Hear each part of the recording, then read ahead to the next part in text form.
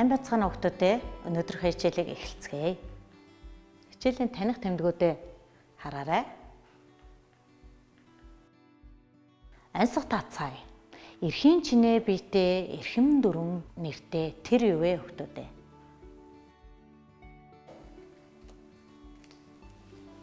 Ансгаа таарай. Шагаа шүү дээ. Хүүхдүүдээ шагаагаар ямар тоглоом тоглож болдог вэ? Одоо хамтдаа нэгэн бичлэгийг үзцгээе. Өсөх өдөр наснаасаа өтөр болоо тоглох, морь уралдах, бүх зүгнэслэх, алдаг мэдлэг дургүм шагаа надаа надаар тоглоод бол саруу тухайн чинь их болно.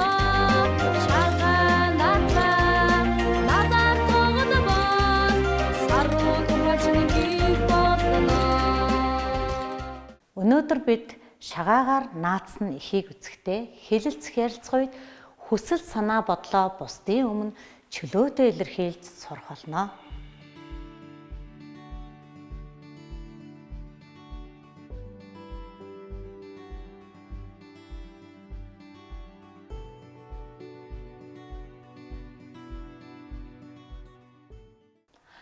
Юуны өмнө хурдан унших дасгалаа хийцгээе. Анхааралтай сайн ажиглаад толгоогоо хөдлөхгүй зөвхөн нүдэрээ гүйлгэн уншаарай.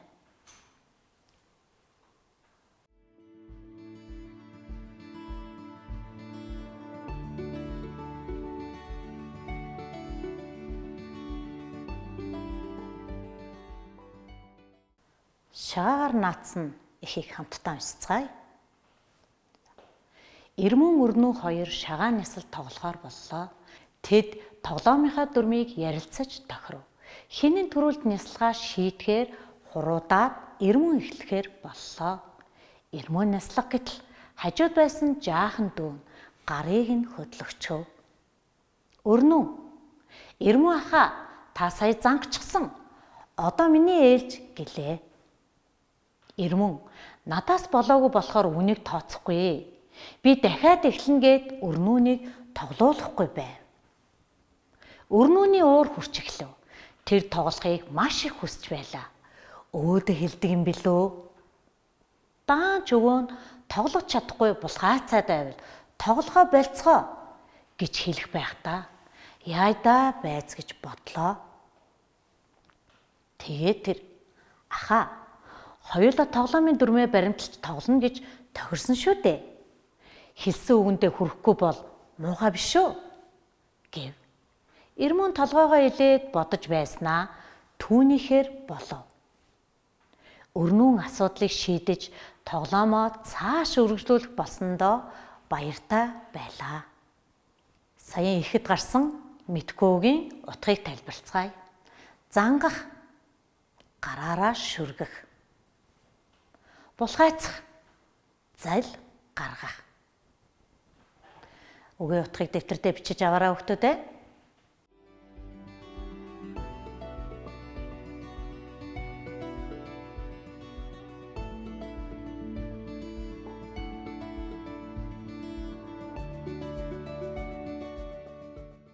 Одоо эхийг хамтдаа хэсэгчлэн уншицгаая. За энэ бол эрмэн. Энэ бол түүний дүү өрнүү. Эрмэн өрнүү хоёр шагаан нисэл тоглохоор боллоо. Тэд тоглоомынхаа дүрмийг ярилцаж тохиров. Хин төрүүлж нислага шийдэхээр хуруудаад эрмэн ах нь эхлэхээр болов. За эрмэн маань эхлээд шагаагаа орхиж байна. Эрмэн нислаг гэтэл хажууд нь байсан жаахан дүүн гарыг нь хөдлөгчөв. За эрмэн өрнүүний дүүн энд байна. Улбар шар дээлтэй. За дүүн гарыг нь хөдлөгчихсөн байна. Өрнүү, эрмэн ахаа та сая зангачсан. Одоо миний ээлж гэлээ. За өрнүү хэлж байна. Гэтэл эрмэн надаас болоогүй болохоор үүнийг тооцохгүй. Би дахиад эхлэнэ гээд өрнүүнийг тоглоулахгүй байв. За өрнүү энд бодол болж байна. Өрнүүний уур нь хурж эхлэв. Тэр тоглохыг маш их хүсэж байлаа. Өвөөдөө хэлдэг юм билүү? Даан ч өвөө тоглох чадахгүй бол хайцаад байвал тоглохоо болцгоо гэж хэлэх байх та. Яа да байц гэж бодлоо. За энэ дөрнөө бодолдороо сууж байна. Тэгээд тэр ахаа хоёулаа тоглоомын дүрмээ баримталд тоглоно гэж товшсон шүү дээ. Хэлсэн үгэндээ хүрэхгүй бол муухай биш үү гэв. Ирмүүн толгоогоо илээд ирмүүн маань энэ шүү дээ. Ирмүүн толгоогоо илээд бодож байснаа түүнийхээр болов. Өрнүүн асуудлыг шийдэд тоглоомоо өргөжлүүлэх болсондоо баяртай байна. За ингээ өрнүү маань шагаагаа няслаа тоглож эхэлсэн байна. Ихийг хэрхэн ойлгосноо энэхүү ярилцах загварын дагуу хамтдаа ярилццгаая.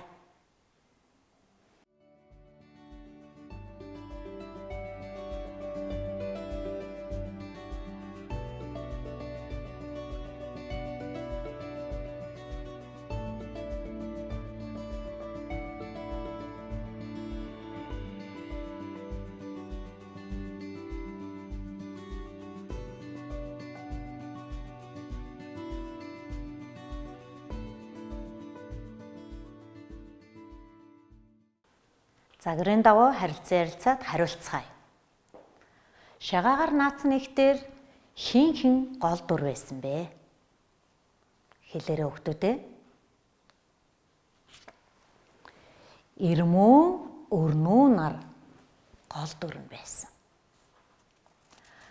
Хүсэл зорилго юу байсан бэ? Яахыг хүссэн бэ тэд? Хамтдаа шагаагаар тоглохыг хүсэж байсан. Гэвч ямар бэрхшээл тулгарсан бэ хүүхдүүд? Хариулаарай.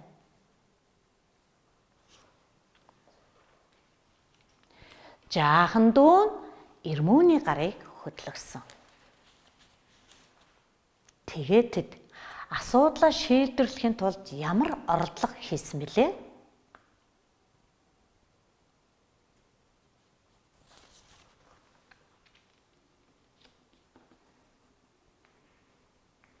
Өрнүү өөрийнхөө саналыг хэлсэн байгаа. Тоглоомынхаа дүрмийг баримталд тоглохыг сануулсан байгаа. Эцэст нь хэрхэн шийдвэрлсэн бэлээ? Ирмүүн толгоогоо илж түүнийхээр болё гэж зөвшөөрөөд өрнүү тоглож эхэлсэн. За бид ихээ сайн ойлгож уншлаа. Ихийнхаа талаар харилцан ярилццгаалаа. Одоо хамтдаа баатруудын зан чанарын талаар хэлэлцгээе. Хэлэлцэж байгаа маань хэлэлцүүлэг. Бид өнөөдөр баатруудын талаар түүний гаргасан зан чанарыг дэмжиж байна, эсвэл дэмжихгүй байна гэдгийг өөрийнхөө үзэл бодлыг илэрхийлнэ.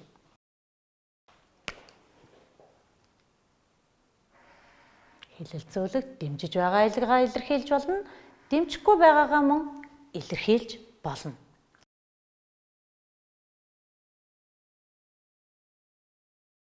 Хэлэлцүүлгийг хийхдээ багш нь энд байна. Хүүхдүүд оролцох ёстой. Хүүхдүүд маань өөрийнхөө үзэл бодлыг илэрхийлэх ёстой. За түрүүн багш нь хэлсэн хэлэлцэж байгаа асуудал дээр дэмжиж байна, дэмжихгүй байна гэсэн өөрийнхөө үзэл бодлыг хэлэх ёстой. За бид теле хичээл хийж байгаа учраас танхимд маань сурагчид байхгүй байна. Тэгэхээр багш нь удирдаад хэлэлцүүлгээ удирдаад явна. Багшийнхаа асуусан асуулт болгонд хүүхдүүд маань гэртээ хариулаад мөн багш нь өнөөдрийн хичээлдээ дэмжлэг болохоор зочноор оролцуулж байна.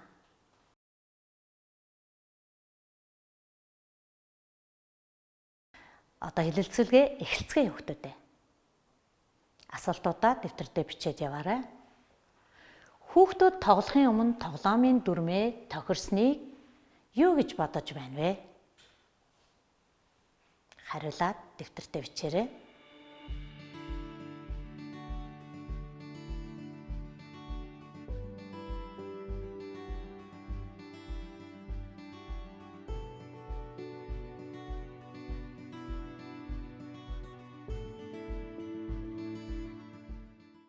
Хүүхдүүд тоглохын өмнө тоглоомын дүрмийг тохирсныг би зөв гэж бодож байна.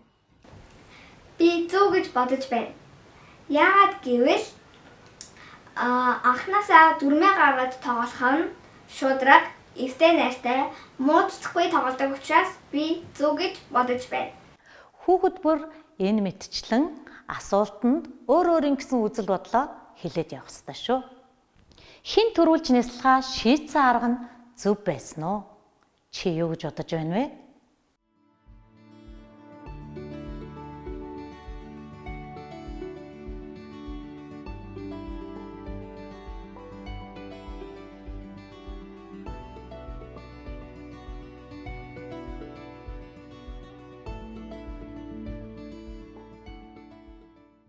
Зөв байсан. Тэд хуруудад хин төрүүлж няслах вэ гэдэг хүнээ сонгосон. Ирмүү ясуучаас ирмүү ихэлж тоглосон.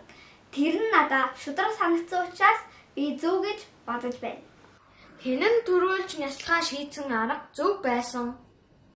Өрнөө ахыгаа зангасан гэж үзэж байгаа чи дэмжиж байна уу?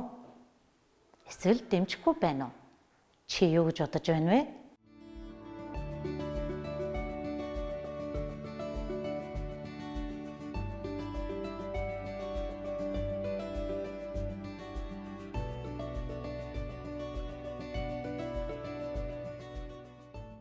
Үгүй.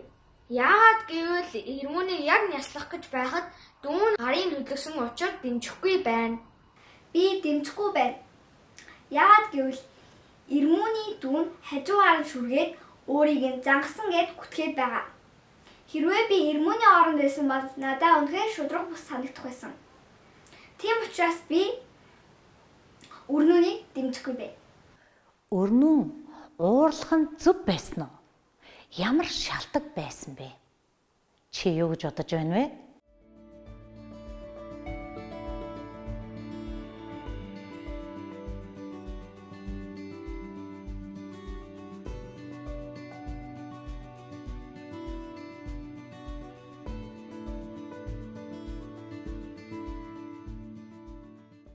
Өрнөө уурлах нь буруу байсан. Тэр ахт нь муухайгаа мэдгүй байгаа л та. Тэгтэл би буруу гэж бодчих. Өрнөө уурлах нь буруу байсан. Тоглож чадахгүй бол хаацаад байвал тоглохоо болцгоо гэж өвөө хэлэх байсан болов уу? Чи юу гэж бодож байна вэ?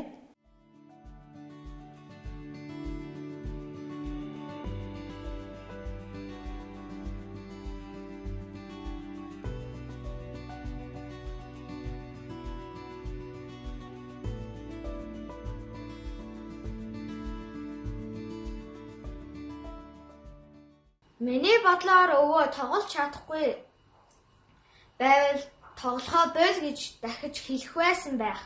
Хэлэх байсан байх. Яагаад гэвэл урд нь өвөө тэр үгийг хүүхдүүдтэй хэлж байсан. Харин хүүхдүүдийнхаа муудалцж байгааг хараад өвөө урдны хэлсэн үгийг нь ахин сануулахаар ахин хэлэх байсан байх. Хүүхдүүд асуудлаа зөв шийдсэн гэж чи бодож байна уу?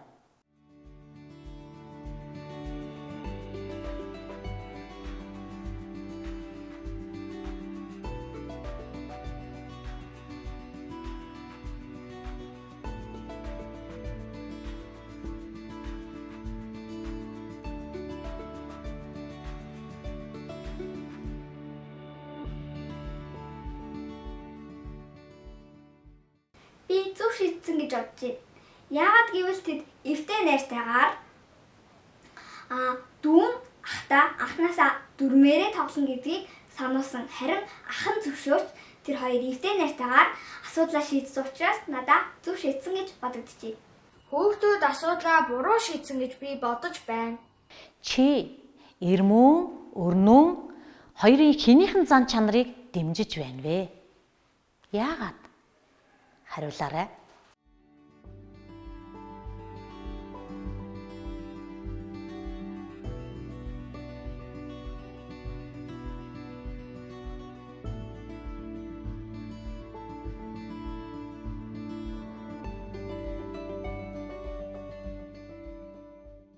Би ирмүүн өрнөө хоёрын өрнөөний занг дэмжиж байна. Би ирмүүний зан чанарыг дэмжиж байна. Яагаад гэвэл өрнөө өөрийн загсан гэ гүтгээдсэн шүү дээ ахаад. Тэгээд ахт нь шудрагаас санагдчихсэн ч гэсэн дүүдээ нэг удаа уулт хийгээд дараа нь ахиж тоглохын хэмжин гэж бодоод өөрөө шудраг зан гаргасан учраас би Ирмөний зан чанарыг дэмжсэн. Чамд өөр нэмж хэлэх санаа бодол байна уу? Өөрийнхөө саналыг бичээлээрэй.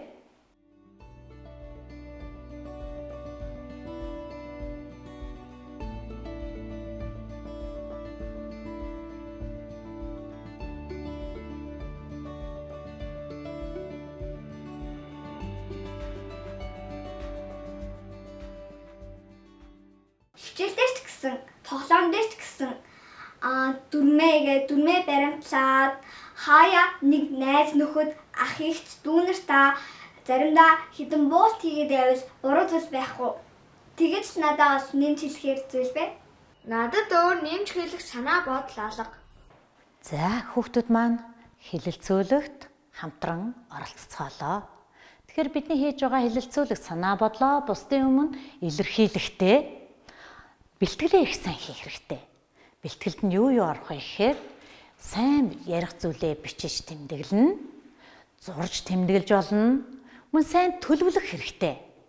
Ярих зүйлээ жагсаан бичих хэрэгтэй. За ингээд бэлтгэсэн зүйлээ чөлөөтөө ярих хэрэгтэй.